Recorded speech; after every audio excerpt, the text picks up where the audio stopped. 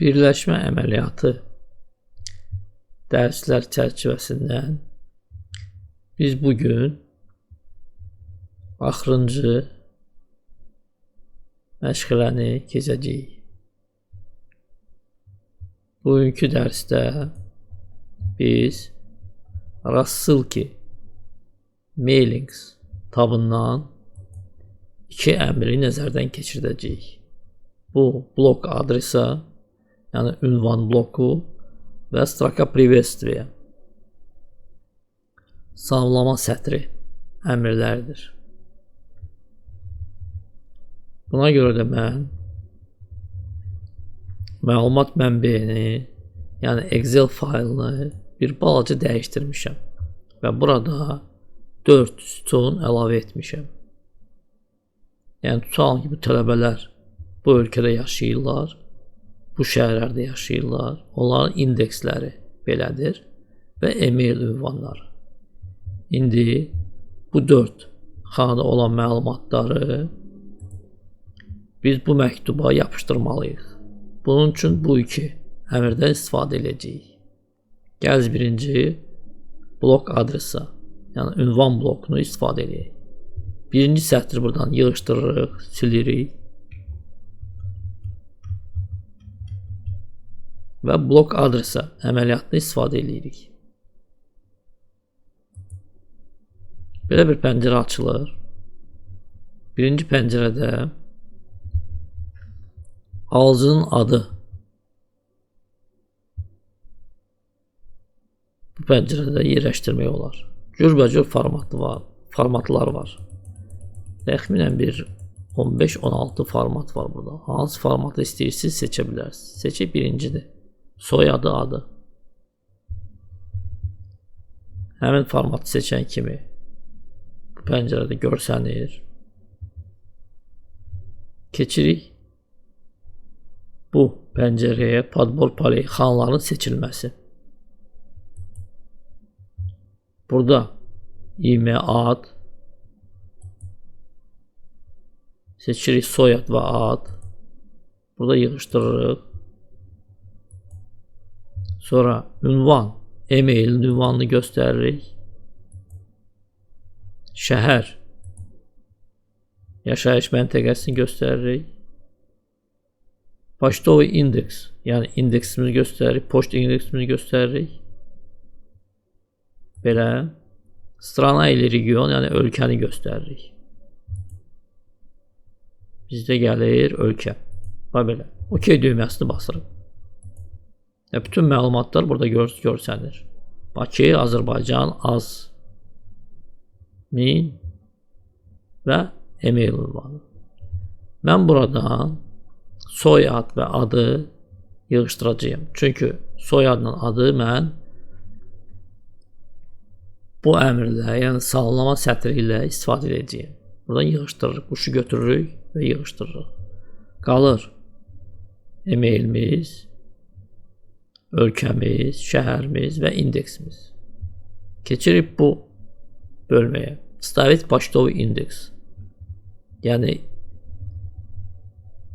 poçt indeksini istifadə edəndə hansı rejimləri seçmək olar? Avtomatik sistem bu rejimi seçir. Включать страну, только если она отличается от. Burada yığırıq. Tutalım ki, Azərbaycan.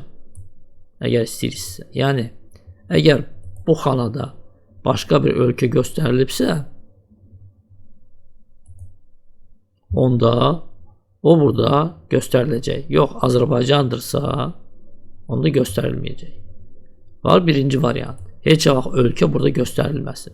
Никогда не включать в адрес страну. Və ikinci variant var. Həmişə ölkəni burada göstər. Fərqi yoxdur. Azərbaycandır yaxud başqa ölkədir. Seçək ikinci variantı. Həmişə göstərsin. Belə. Basırıq OK düyməsini və əməliyyatı təsdiqləyirik. Gəlir belə bir sətr. Blok adresa. İndi yoxlayırıq məlumatı. Prosмотреть rezultat. Yəni nəticələrə bax. Bir-bir görürsünüz e-maillər gəlir. 10 dənə tələbəmiz var və 10 dənə e-mail gəlir. Belə. İndi keçək ikinci sətrə.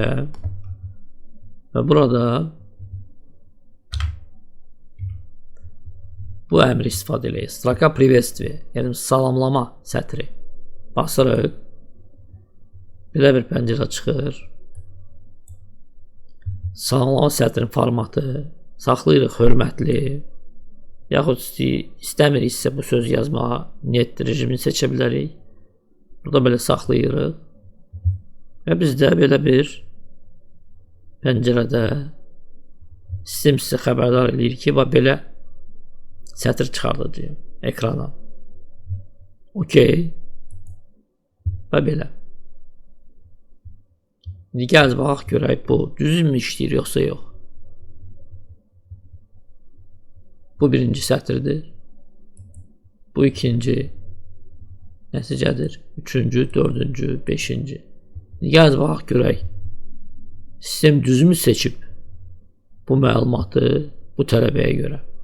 Buradan da baxa bilərsiniz və buradan da baxmaq olar. İzminit spisik получателей. Yəni alıcıların siyahısı. Belə pəncərəni biraz böyüdürük. Belə bütün məlumatlar görsənsin və baxaq görək. Nağıyev İbrahim. Nağıyev İbrahim. Onun e-maili belədir. Görürsünüz, düz gəlir. Yaşadığı şəhər Gəncədir. Yaşadığı ölkə Azərbaycandır. İndeksi az 2200, az 2200. Yəni hər şey düzdür.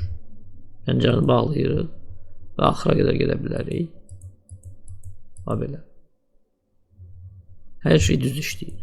Yəni əgər tələbəyə məktub göndərirsə, kiməsə məktub göndərirsə və yuxarı hissəsində bu ünvanlar göstərilməlidirsə, indeks, e-mail, ölkə, şəhər, hər dəfə bir-bir yazmamaq üçün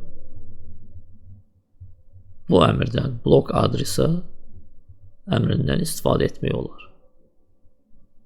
Və həmin ünvanlar, yəni burada göstərilən ünvanlar avtomatik Word sənədində görsənəcək.